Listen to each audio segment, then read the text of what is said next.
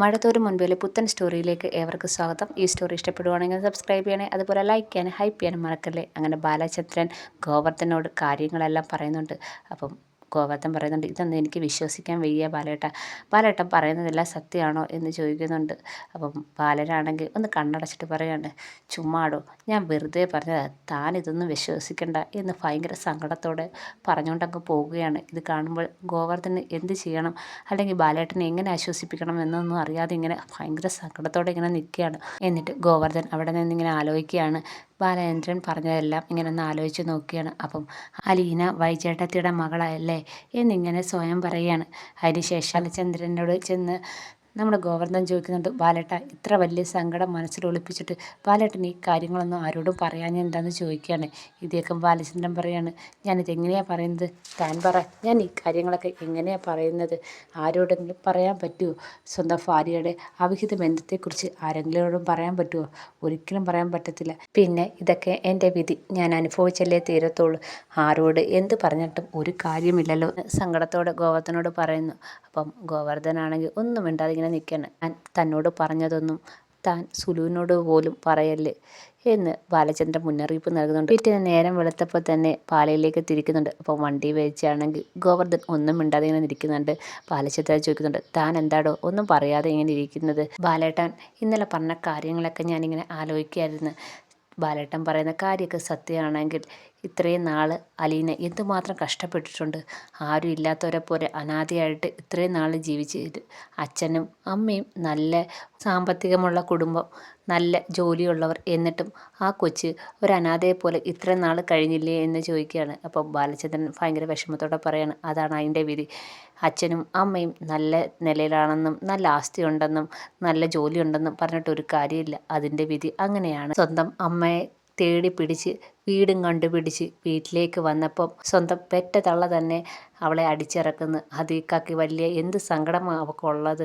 അതിനുശേഷം ബാലചന്ദ്രൻ ഭയങ്കര സങ്കടത്തോടെ പറയുകയാണ്, അവൾക്ക് ഏറ്റവും ഇഷ്ടം എന്നെയാണ്, ആ വീട്ടിൽ ഏറ്റവും കൂടുതൽ എന്നെയാണ് അവൾക്ക് ഇഷ്ടം, എനിക്കും അതേപോലെയാണ്, എൻ്റെ 3 മക്കളെപ്പോലെ തന്നെയാണ് അവൾ എനിക്കും, അവളുടെ സ്നേഹം എനിക്ക് കാണാതിരിക്കാൻ പറ്റത്തില്ല, അവൾ വൈജയുടെയും സ്റ്റാൻലിയുടെയും മോളായി പോയെന്നും പറഞ്ഞുകൊണ്ട് എനിക്ക് അവളെ ഉപേക്ഷിക്കാൻ പറ്റത്തില്ല. തനിക്കറിയാലോ, അവൾ എന്നെ അച്ചാന്നാണ് വിളിക്കുന്നത്, അച്ചാന്ന് വിളിക്കുന്നത് മാത്രമല്ല അവളെ എന്നെ അച്ഛൻ്റെ സ്ഥാനത്ത് തന്നെ കാണുന്നത്. അപ്പം അങ്ങനെ ആയിരിക്കുമ്പം ഞാൻ അവളെ ഉപേക്ഷിക്കാൻ ഒരിക്കലും പാടില്ല. മാത്രമല്ല ഈ പറഞ്ഞ സ്റ്റാൻലി എൻ്റെ ശത്രുവായിട്ടാണ് വരേണ്ടത്, പക്ഷേ ഞാൻ ഇന്ന് അയാളുടെ വീട്ടുമുറ്റത്ത് പോയി നിൽക്കേണ്ട കാരണം അലീനയാണ്. എനിക്ക് അലീനയോടുള്ള സ്നേഹം, അവൾ എനിക്ക് തന്ന ആ സ്നേഹം, അതൊരിക്കലും എനിക്ക് മറക്കാൻ പറ്റത്തില്ല. ഇനി അയാളുടെയും വൈജയുടെയും മകളാണെന്നും പറഞ്ഞ് എനിക്ക് ഒരിക്കലും അലീനയെ ഉപേക്ഷിക്കാൻ പറ്റത്തില്ല. അവളെ ആ വീട്ടിൽ നിന്ന് സ്വന്തം പെറ്റ തള്ള തന്നെ അടിച്ചിറക്കുമ്പം അവളെ റോഡിലേക്ക് വിടാൻ പറ്റത്തില്ല, അനാഥയാക്കാൻ പറ്റത്തില്ല. അതുകൊണ്ട് അവളുടെ അച്ഛനെയെങ്കിലും കണ്ടുപിടിച്ച് അവളെ അവിടെ ഏൽപ്പിക്കണമെന്നാണ് എൻ്റെ ഒരു ആഗ്രഹം. അതുകൊണ്ടാണ് ഈ സ്റ്റാൻലിയെ തിരക്കി ഇറങ്ങിയതെന്ന് ബാലചന്ദ്രൻ ഗോവർദ്ധനോട് പറയുന്നുണ്ട്. ഈ കാര്യങ്ങളൊക്കെ കേൾക്കുമ്പോൾ ഗോവർദ്ധന് ഭയങ്കര സങ്കടമാവുന്നുണ്ട്. അപ്പോൾ ഗോവർദ്ധനാണെങ്കിൽ സങ്കടം സഹിക്കാൻ വയ്യാതെ വണ്ടി ഒരു സൈഡിലേക്ക് ഒതുക്കുവാണ്. എന്താടോ താൻ ഇവിടെ വണ്ടി ഒതുക്കിയെന്ന് ചോദിക്കുന്നുണ്ട്. അപ്പം ഗോവർദ്ധൻ പറയാണ്, ബാലേട്ടാ എനിക്ക് സഹിക്കാനും പറ്റുന്നില്ല, ഇപ്പോഴാണ് എനിക്ക് ബാലേട്ടൻ്റെ നല്ല മനസ്സ്, ആ വലിയ മനസ്സ് കാണാൻ പറ്റിയെന്ന് പറയാണ്. ഇത് കേൾക്കുമ്പോഴത്തേക്ക് ബാലചന്ദ്രൻ ഭയങ്കര സങ്കടത്തോടെയും ഭയങ്കര വിഷമത്തോടെയും ഉള്ളു പെടയുന്ന രീതിയിൽ പറയാണ്, ഞാനങ്ങ് ഒന്നും അല്ലടോ, ഞാനൊന്നും അല്ല, ഞാനാണെങ്കിൽ ഓടയിലെ വെറും കീടം മാത്രമാണ്, ആ ഒരു രീതിയിലാണ് എന്നെ കൊല്ലപ്പള്ളിക്കാർ കാണുന്നത്, ഞാൻ അത് മാത്രമാണെന്ന് ഭയങ്കര സങ്കടത്തോടെ ബാലചന്ദ്രൻ പറയുകയാണ്. ഇത് കേൾക്കുമ്പോഴത്തേക്ക് ഗോവർദ്ധന് കണ്ണൊക്കെ നിറയുന്നുണ്ട്. ബാലേട്ടൻ തകർന്നു പോകല്ലോ, ബാലേട്ടൻ്റെ കൂടെ ഞങ്ങളെല്ലാവരും ഇല്ലേ, ബാലേട്ടൻ തകർന്നു പോകല്ലെന്ന് പറയാണ്. ഇനി എന്താ തകരാനുള്ളത്? എൻ്റെ ജീവിതം, എൻ്റെ ഭാവി, എൻ്റെ ഭൂതം എല്ലാം തകർന്നില്ലേ? നാളെ ഒരു കാലത്ത് അമ്മയുടെ കഥകൾ മക്കളറിയും, വൈജി അറിയും. ഇതൊക്കെ അറിയുമ്പോൾ എന്ത് സംഭവിക്കുമെന്ന് താൻ ചിന്തിച്ചിട്ടുണ്ടോ? ഞാൻ ചിന്തിക്കുന്ന പോലുമില്ല, എനിക്ക് ആലോചിക്കാൻ കൂടി വയ്യ എന്ന് ബാലചന്ദ്രൻ പറയും. ഇതൊക്കെ അറിഞ്ഞതിന് ശേഷം ഞാൻ ഈ കാര്യങ്ങളൊക്കെ അറിഞ്ഞെന്ന് വൈജി അറിയുമ്പോൾ അവൾ എങ്ങനെ എൻ്റെ മുഖത്ത് നോക്കും? പിന്നെ എനിക്ക് അവളുടെ ഭർത്താവായിട്ട് കഴിയാൻ പറ്റുമോ? താൻ പറ എന്ന് ബാലചന്ദ്രനാണെങ്കിൽ ഭയങ്കര സങ്കടത്തോടെ പറയാണ്. ബാലേട്ട വിഷമിക്കാതെ, എന്തിനും ഞങ്ങളെല്ലാവരും കൂടെ ഉണ്ട്. ഇത്രയൊക്കെ വിഷമം മനസ്സിൽ വെച്ചിട്ടാണോ ഈ കുറ്റങ്ങളെല്ലാം സ്വന്തമായിട്ട് തലയിൽ വെച്ച് കെട്ടി എല്ലാവരുടെയും മുന്നിൽ വെറും ചതിയനും അപഹാസ്യനായിട്ട് നിന്നതെന്ന് ഗോവർദ്ധനാണെങ്കിൽ ബാലചന്ദ്രനെ നോക്കി ചോദിക്കുകയാണ്. ഇത് കേൾക്കുമ്പം ബാലചന്ദ്രൻ പറയാണ്, പിന്നെ ഞാനെന്തോ വേണമായിരുന്നല്ലോ, എന്നെയും അലീനയും ചേർത്ത് ആവശ്യമില്ലാത്ത ഓരോന്ന് പറഞ്ഞപ്പോൾ ഞാൻ പിന്നെ എന്ത് വേണമായിരുന്നു അവളെ എവിടെ പിടിച്ചു നിർത്താൻ? ഞങ്ങൾ തമ്മിൽ അച്ഛൻ മോള് ബന്ധമെന്ന് പറഞ്ഞപ്പോൾ പിന്നെ ആർക്കും ചോദ്യമില്ല പറച്ചിലുമില്ല. അല്ലാതെ എനിക്ക് പറയാൻ പറ്റുമോ വൈജയുടെ മകളാണെന്ന്? അതുകൊണ്ടാണ് അങ്ങനൊരു കള്ളം അന്ന് ഞാൻ പറഞ്ഞതെന്ന് ബാലചന്ദ്രൻ ഗോവർദ്ധനോട് മനസ്സ് തുറന്ന് എല്ലാ കാര്യങ്ങളും പറയുകയാണ്. ഇതൊക്കെ കേൾക്കുമ്പോൾ ഗോവർദ്ധൻ ആകപ്പാടെ തകർന്നു പോവുകയാണ്.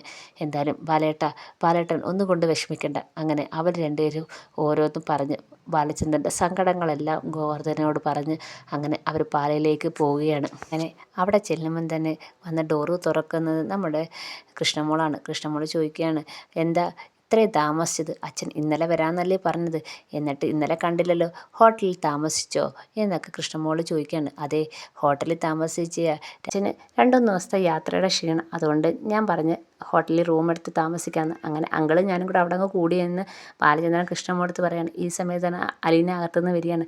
അപ്പം അലീനയെ പെട്ടെന്ന് ഗോവർദ്ധൻ കാണുമ്പോൾ ഭയങ്കര സങ്കടവും വിഷമവും ഒക്കെ ഗോവർദ്ധന് വരുന്നുണ്ട്. ഇങ്ങനെ അത്ഭുതത്തോടെ നോക്കുന്നുണ്ട്. അപ്പം അലീന അങ്ങോട്ട് വന്നിട്ട്, അങ്കിളെ എന്തുണ്ട് വിശേഷം, യാത്രയൊക്കെ സുഖമായിരുന്നോ എന്ന് ചോദിക്കുന്നുണ്ട്. അപ്പോൾ ഗോവർദ്ധൻ പറയുന്നുണ്ട്, അതെ യാത്രയൊക്കെ സുഖമായിരുന്നു. പോയ കാര്യങ്ങളൊക്കെ നടന്നോ അച്ഛാ എന്ന് ചോദിക്കുന്നുണ്ട്. അതെ, പോയ കാര്യങ്ങളൊക്കെ നടന്ന്, ഇനി അതിൻ്റെ റിസൾട്ട് എന്താണെന്ന് മാത്രം അറിഞ്ഞാൽ മതി എന്ന് ബാലചന്ദ്രൻ പറയുകയാണ്. ഇത് കേൾക്കുമ്പോൾ അലീന പറയാണ്, അതെന്താ അച്ഛാ അങ്ങനെ പറഞ്ഞത്, പോയ കാര്യം നടന്നില്ലേ എന്ന് ചോദിക്കുന്നുണ്ട്.